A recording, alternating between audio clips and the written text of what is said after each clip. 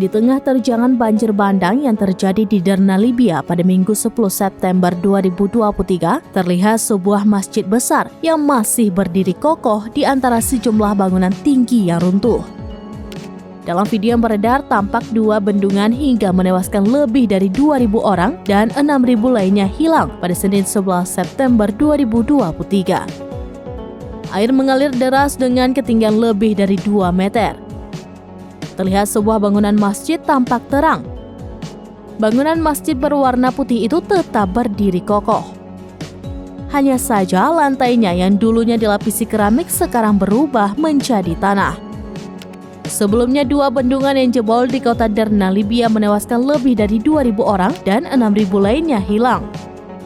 Nyusul badai Daniel yang menghantam Yunani serta Libya pada Senin 11 September 2023.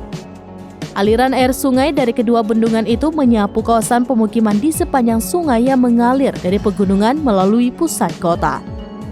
Bangunan apartemen bertingkat yang dulunya terletak jauh dari sungai kini sebagian ambruk ke dalam lumpur. Juru bicara Tentara Nasional Libya atau LNA, Ahmed Mismari, yang menguasai Libya Timur mengatakan dalam konferensi pers yang disiarkan televisi, bencana itu terjadi setelah bendungan di atas Derna runtuh, menyapu seluruh lingkungan dengan penduduknya ke laut. Mismari menyebutkan jumlah orang hilang sebanyak 5.000 hingga 6.000 orang.